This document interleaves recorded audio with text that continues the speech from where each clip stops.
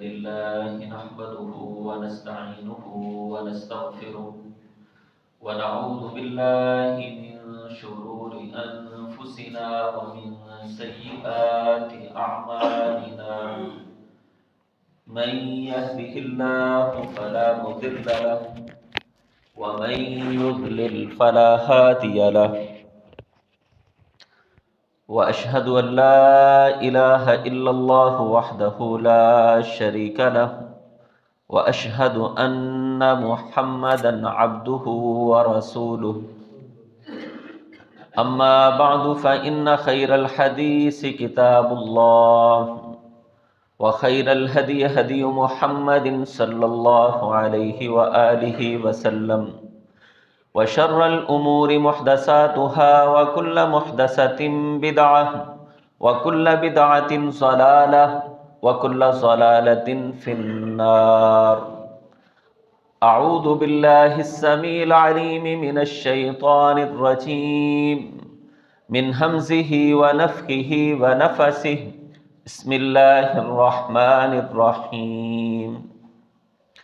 يا أيها الذين آمنوا اتقوا الله حق تقاته ولا تموتن إلا وأنتم مسلمون. يا أيها الناس اتقوا ربكم الذي خلقكم من نفس واحدة وخلق منها زوجها وبث منهما رجالا كثيرا ونساء واتقوا الله الذي تساءلون به والأرحام إن الله كان عليكم رقيبا. يا أيها الذين آمنوا اتقوا الله وقولوا قولا سديدا يصلح لكم أعمالكم ويغفر لكم ذنوبكم ومن يطع الله ورسوله فقد فاز فوزا عظيما. قال الله تعالى في القرآن المجيد والفرقان الحميد: شهر رمضان الذي أنزل فيه القرآن هدى للناس وبينات من الهدى والفرقان.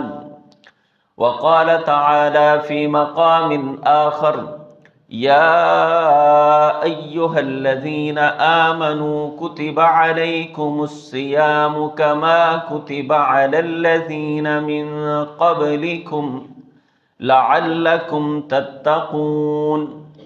قال النبي صلى الله عليه وآله وسلم: البركة في سحورها، او کما قال رسول اللہ صلی اللہ علیہ وآلہ وسلم. ہمہ قسم کی حمد و ثنا اللہ ذوالجلال والاکرام کی ذات کے لیے خاص ہے، جو ہم سب کا خالق، مالک، رازق و مشکل کشا ہے، ہم سب کی زندگی اور موت کا مالک ہے، ہم سب کا نفع اور نقصان اسی اللہ ذوالجلال والاکرام کے ہاتھ میں ہے. درود و سلام نبیوں کے امام سید الاولین والآخرین، امام الانبیاء والمرسلین، رہبر و رہنما، مقتدا و پیشوا حضرت محمد مصطفیٰ صلی اللہ علیہ وآلہ وسلم کی ذات گرامی پر. سامعین محترم، رمضان المبارک کی آمد میں چند گھڑیاں، چند گھنٹے باقی ہیں. ممکن ہے آج تراویح کی نماز ہو جائے اور ممکن ہے کہ کل تراویح کی نماز ہو. چند لمحے، چند گھنٹے رمضان کی آمد میں باقی ہیں. یہ مہینہ انتہائی اہمیت کا حامل مہینہ ہے. اگر اس کے فضائل کا تذکرہ کیا جائے تو خالق کائنات کا قرآن اعلان کرتا ہے رمضان وہ مہینہ ہے جس کے اندر اللہ ذوالجلال والاکرام نے قرآن مجید فرقان حمید کو نازل فرمایا ہے. شہر رمضان الذی انزل فیہ القرآن ھدی للناس وبینات من الھدی والفرقان. رمضان وہ عظیم مہینہ ہے جس مہینے کے اندر اللہ ذوالجلال والاکرام نے اپنی سچی اور پاک کتاب جسے قیامت تک محفوظ کر دیا ہے قرآن کی صورت میں اس مہینے میں نازل فرمائی۔ سلسلہ احادیث صحیحہ کے اندر امام البانی رحمہ اللہ نے ایک روایت نقل کی ہے، فرماتے ہیں بقیہ سابقہ آسمانی کتابیں بھی رمضان المبارک کے اندر ہی اللہ ذوالجلال والاکرام نے نازل فرمائی ہیں، بلکہ ایک حدیث کے اندر ان ایام کا تذکرہ بھی کیا ہے جن ایام کے اندر یعنی 7 تاریخ رمضان المبارک کی 7 تاریخ کو اللہ ذوالجلال والاکرام نے تورات کو نازل کیا، اسی طریقے سے زبور، اسی طریقے سے انجیل اور دیگر صحائف رمضان المبارک کے اندر اس دنیا میں نازل کیے گئے۔ یہ تحقیق امام البانی رحمۃ اللہ علیہ ہے، ٹھیک بھی ہو سکتی ہے، غلط بھی ہو سکتی۔ رمضان کی عظمت اور شان کا اگر تذکرہ کیا جائے تو رسول اللہ صلی اللہ علیہ وآلہ وسلم کا فرمان جو صحیح بخاری کے اندر موجود ہے، اذا جاء رمضان صفدت الشیاطین، رمضان کے آتے ہی اللہ ذوالجلال والاکرام سرکش شیاطین کو جکڑ دیا کرتے ہیں، سارے شیطان نہیں جکڑے جاتے ہیں۔ صفدت الشیاطین، شیطانیاں تو تب بھی ہو رہی ہوتی ہیں، رمضان کے اندر بھی، سودی نظام بھی، جھوٹ بھی، دیگر معاملات بھی کچھ انسان کی روٹین کے اندر شامل ہوا کرتی ہیں کہ انسان کو کسی بھی کام کا اتنا عادی بنا دیا جائے کہ پھر اسے کہنے کی ضرورت نہ پڑے۔ پہلی مرتبہ شیطان جھوٹ پر لگا رہا ہے، چگلی پر لگا رہا ہے، غیبت پر پھر اتنا ٹرینڈ کر دیا، پورا سال اس کی تربیت کی، اب رمضان بھی ہے، اگرچہ پیچھے شیطان نہیں ہے لیکن اس کی تربیت ہو چکی ہے، اب رمضان کی آمد کے باوجود بھی اس کی زبان جھوٹ بک رہی ہے، جھوٹ بول رہی ہے، وعدہ خلافی اور ناانصافی کر رہی ہے، دیگر معاملات بھی اسی طریقے سے۔ اور اسی روایت کے اندر فرمایا صفدت الشیاطین، سرکش شیطان جکڑے جاتے ہیں، چھوٹے چھوٹے شیطان جو اس کے چیلے چانٹے، اس کے تربیت یافتہ رمضان میں بھی آزاد پھرتے رہتے ہیں اور اللہ کے بندوں کو گمراہ کرتے رہتے ہیں۔ اسی طریقے سے اس روایت میں نبی مہربان علیہ الصلاۃ والسلام ارشاد فرماتے ہیں فتحت ابواب السماء والجنہ، اللہ خالق کائنات اس مہینے کے اندر آسمان کے جنت کے دروازوں کو کھول دیا کرتے ہیں، غلقت ابواب النار، جہنم کے دروازوں کو بند کر دیا جاتا ہے۔ یہ وہ عظیم مہینہ ہے، باقی سارے مہینے بھی اللہ کے بنائے ہوئے، لیکن رمضان کو یہ شان عطا فرمائی ہے کہ رمضان کے اندر شیاطین بھی بند، جہنم کے دروازے بھی بند، جنت کے دروازوں کو کھول دیا گیا ہے۔ اور فرمایا وَنَادَى مُنَادٍ يَا بَاغِيَ الْخَيْرِ أَقْبِلْ وَيَا بَاغِيَ الشَّرِّ أَقْصِرْ، رمضان کی راتوں میں ہر رات آسمان سے ایک فرشتہ اعلان کرتا ہے، اے خیر کے متلاشی، جنت کے طلبگار، رب کو راضی کرنے والے، آگے بڑھ جا، رمضان آ چکا ہے۔ اور اسی طریقے سے رمضان کی ہر رات میں اللہ کی طرف سے ایک اعلان کرنے والا یہ اعلان کرتا ہے وَيَا بَاغِيَ الشَّرِّ أَقْصِرْ، پورا سال رب کو ناراض کرنے والے، چگلی میں، غیبت میں، وعدہ خلافی میں، ناانصافی میں، سودی کاروبار میں، دیگر معاملات میں، یہ فرشتہ اعلان کر رہا ہے اب رمضان آ چکا ہے، جنت کا مہینہ ہے، معافیوں کا مہینہ ہے، اب تو اپنے آپ کو گناہوں سے روک لے، یہ اللہ کی طرف سے فرشتہ اعلان کرتا ہے۔ اور رسول اللہ صلی اللہ علیہ وآلہ وسلم نے اس مہینے کی عظمت کو بیان کرتے ہوئے فرمایا رمضان کے ہر دن اور رات میں اللہ ذوالجلال والاکرام نے ایک گھڑی، ایک لمحہ ایسا رکھا ہے جو آدمی بھی اس ٹائم میں اللہ سے دعا کرتا ہے، خالق کائنات اس بندے کو وہ چیز عطا کر دیا کرتے ہیں۔ فرمایا یہ کسی ایک دن ایک رات کی بات نہیں ہے، پورا رمضان دعاؤں کی قبولیت کا مہینہ ہے۔ اسی طریقے سے رسول اللہ صلی اللہ علیہ وآلہ وسلم نے فرمایا سحری کے وقت میں، افطاری کے وقت میں اللہ ذوالجلال والاکرام بہت کثیر تعداد کے اندر، فرمایا وہ تعداد اللہ ذوالجلال والاکرام خود جانتے ہیں کتنی تعداد ہے، کسی کو علم نہیں ہے، فرمایا جہنم سے لوگوں کو آزاد کر رہے ہوتے ہیں۔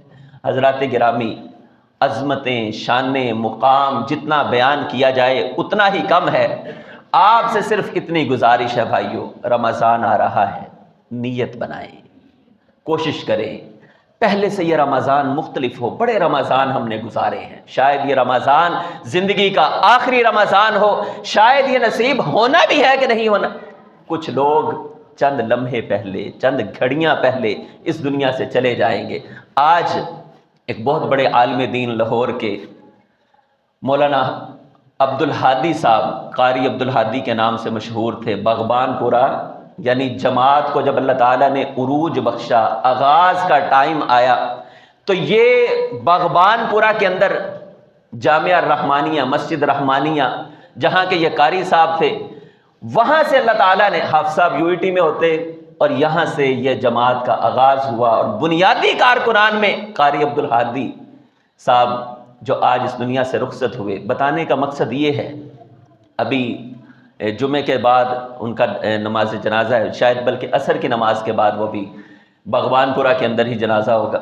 تو بھائیو چند لمحے پہلے، ایک دن پہلے، 2 دن پہلے بندے اس دنیا سے چلے جائیں گے، لیکن خوش نصیب ہے وہ انسان جسے اللہ رمضان عطا کر دے، معافی کی توفیق عطا کر دے، اور اسے گناہوں سے پاک کر کے جنت کا داخلہ عطا کر دے۔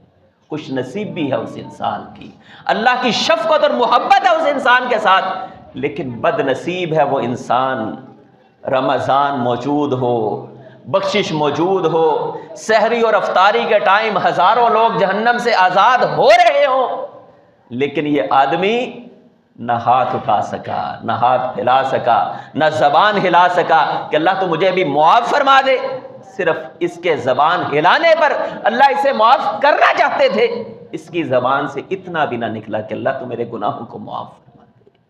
بھائیو رمضان میں سحریاں کروائیں، افطاریاں کروائیں، ایک روزے کے ساتھ کئی لوگوں کے اجر و ثواب کا حقدار بنے، لیکن سحریاں اور افطاریاں کرواتے ہوئے ساتھ ساتھ روزے کے تقاضوں پر بھی عمل کریں۔ روزہ کیا چاہتا ہے؟ روزہ ایک انقلاب کا نام ہے، تربیت کا نام ہے۔ روزہ ہمیں یہ بتانے کے لیے آیا ہے کہ بھائیو کوئی دیکھ رہا ہے، نہیں دیکھ رہا ہے، آپ تنہائی میں ہیں لیکن اللہ کی ذات آپ کو دیکھ رہی ہے، لعلکم تتقون، تاکہ تم پرہیزگار بنو۔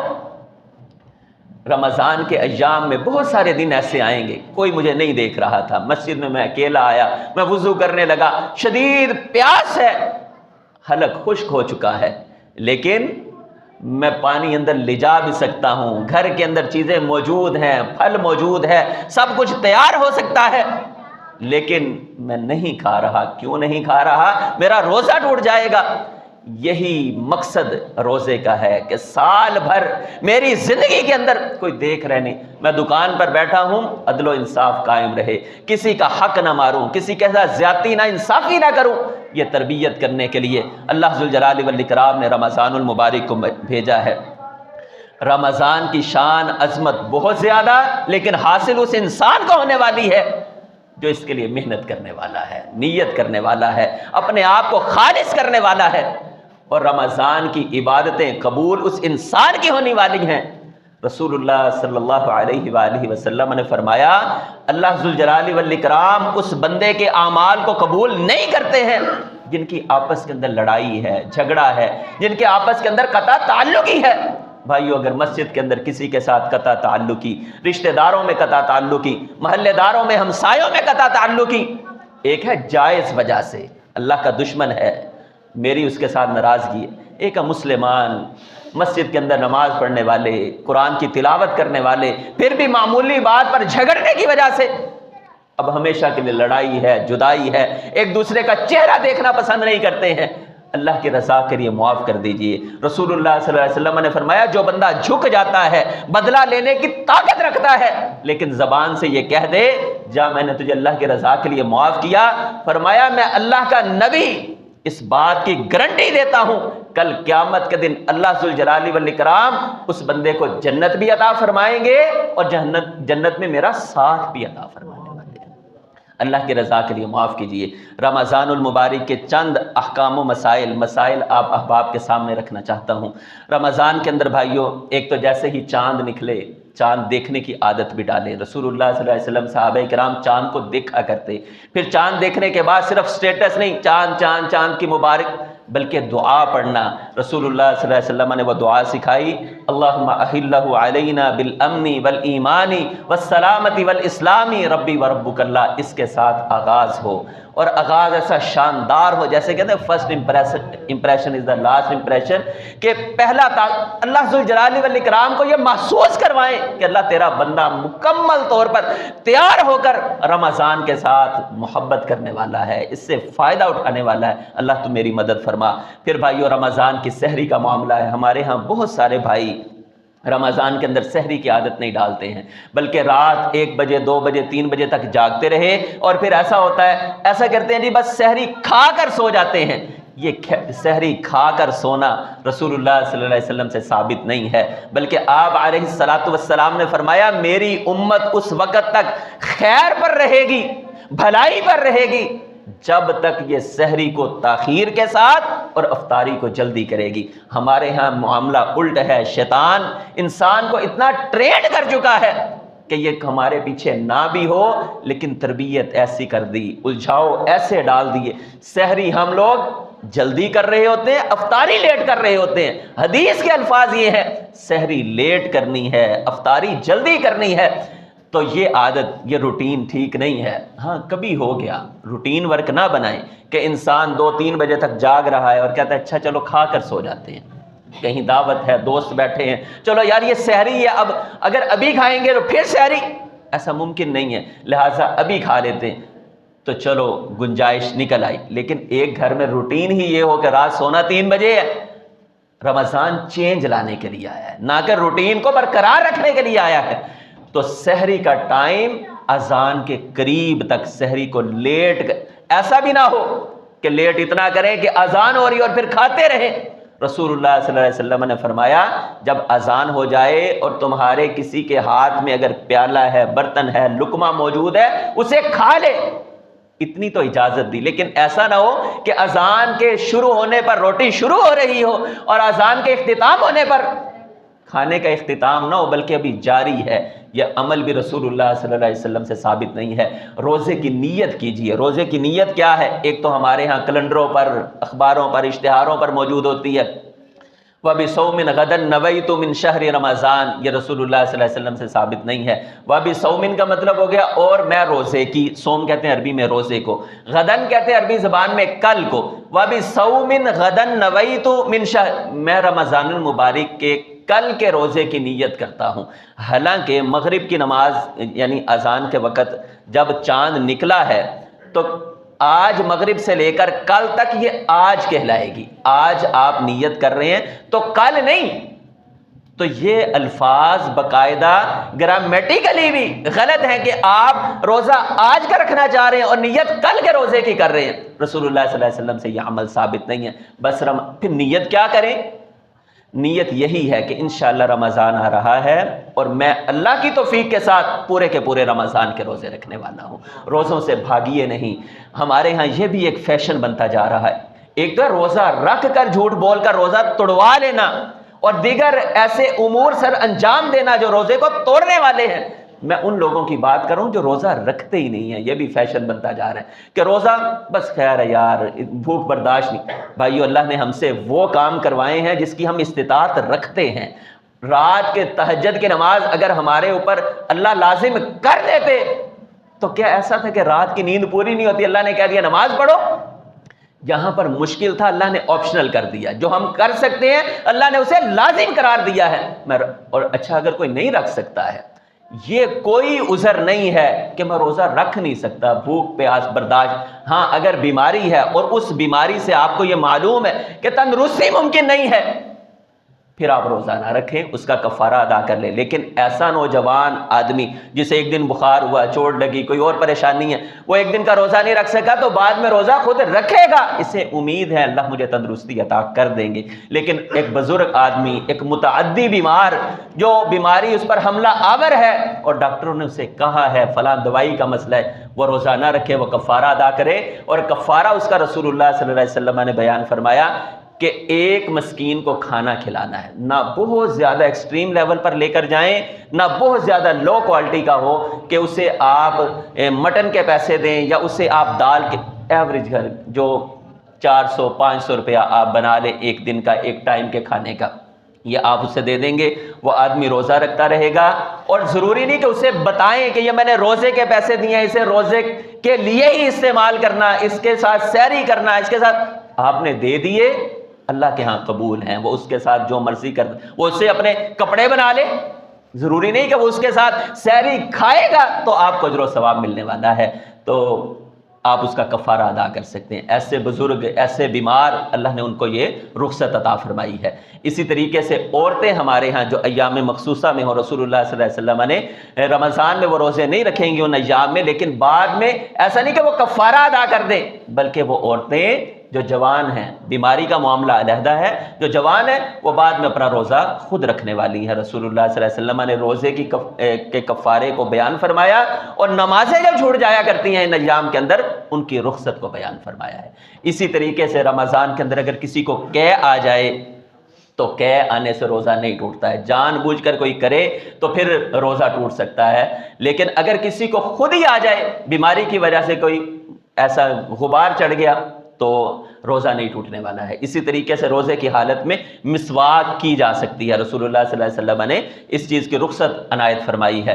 اس پر قیاس کرتے ہوئے بعض لوگ رمضان کے اندر برش کا جواز تلاش کر رہے ہوتے ہیں، پیسٹ کر سکتے ہیں کہ نہیں۔ علماء کرام نے اس کی بھی رخصت دی ہے کہ مسواک کا بھی ایک ٹیسٹ ہے اور اس کا بھی ایک ٹیسٹ ہے، تو زبان کی حد تک اس کا ٹیسٹ اگر رہے تو ہاں، اگر حلق میں اس کا ٹیسٹ اور اس کی معاملات جا رہے ہیں تو پھر آپ دیکھ لیں۔ بہرحال برش کو بھی مسواک پر قیاس کرتے ہوئے علماء کرام نے اس کی بھی رخصت دی ہے، لیکن حدیث کے اندر واضح طور پر مسواک کے الفاظ موجود ہیں کہ رسول اللہ صلی اللہ علیہ وسلم روزے کی حالت کے اندر مسواک کیا کرتے تھے۔ اب تو اللہ تعالیٰ نے ویسے ہی موسم کافی بہتر کر دیا، اور امید ہے انشاءاللہ رمضان بڑا اچھا اور بڑا خوشگوار گزرے گا اللہ کی توفیق کے ساتھ۔ تو اگر کوئی نہانا چاہے، گیلا کپڑا ڈالنا چاہے، اس چیز کی بھی رسول اللہ صلی اللہ علیہ وسلم نے رخصت عنایت فرمائی۔ رمضان کے اندر آپ دیکھیے انسانی جان کی کتنی اہمیت ہے کہ اگر کسی کی جان کو بچانے کے لیے آپ خون دے دیتے ہیں، بلڈ عطیہ کر دیتے ہیں، آپ کا روزہ نہیں ٹوٹتا ہے، لیکن اگر آپ لگواتے ہیں تو پھر آپ کا روزہ ٹوٹ جاتا ہے۔ کوئی چیز یاد رکھیں، یہ بھی ایک آسان سا فارمولہ ہے، جسم سے کوئی چیز نکلتی ہے روزہ نہیں ٹوٹتا ہے، اس کے اندر احتلام بھی شامل ہے، جنابت بھی شامل ہے، دیگر معاملہ۔ جسم سے نکلنا روزے کو نہیں توڑتا ہے، جسم میں داخل ہونا روزے کو توڑ دیا کرتا ہے۔ لیکن اگر کوئی، آج کل سائنسدان بھی ماشاءاللہ سے کافی تعداد میں پائے جاتے ہیں، کوئی یہ کہ نہانے سے بھی تو پانی جسم کے اندر داخل ہوتا ہے، تو بھائی یہ وہ داخل ہونا ہے جو رسول اللہ صلی اللہ علیہ وسلم نے جس کی اجازت دی ہے۔ جیسے کئی احباب جی اگر سگریٹ میں نشہ ہوتا ہے تو چائے میں بھی تو نشہ ہوتا ہے، تو آپ کہہ سکتے ہیں کہ چائے کا نشہ وہ نہیں ہے جو انسان کی عقل کو تباہ کرنے والا ہے۔ جس حدیث میں جس نشے سے منع فرمایا ما خامر العقل، جس نشے کو کرنے کے ساتھ، آج کل تو سائنس یہ بھی کہہ رہی ہے کہ ہر چیز کے اندر کسی نہ کسی حد تک نشے کی مقدار موجود ہے، آپ کی گندم کی روٹی کے اندر بھی نشے کی مقدار موجود، لیکن وہ نشہ جو عقل کو تباہ کر دینے والا ہے، ماں بہن بیٹی کی تمیز نہ رہے، وہ نشہ رسول اللہ صلی اللہ علیہ وسلم نے منع فرمایا ہے۔ تو پانی اگر داخل ہوتا ہے تو اس کی اجازت، یعنی وہ جو ہے نہانے کی صورت میں رسول اللہ صلی اللہ علیہ وسلم نے اجازت دی۔ باقی دیگر مسائل بھی انشاءاللہ رمضان کے ساتھ ساتھ۔ اسی طریقے سے جب ہم افطاری کرتے ہیں تو افطاری کے ٹائم کئی لوگ بڑا انتظار کر رہے ہوتے ہیں، اچھا جی، اور کئی لوگوں کے ہاں یہ ہوتا ہے جس اذان پر روزہ رکھا ہے اسی اذان پر افطار کرنا ہے۔ اگر میں نے مسجد ہاجرہ کی اذان پر روزہ رکھا تھا، اب مسجد ہاجرہ سے اذان ہوگی تو پھر میں افطار کروں گا، بھائیو یہ عمل رسول اللہ، روزے کا تعلق، افطاری کا تعلق سورج کے غروب ہونے کے ساتھ ہے۔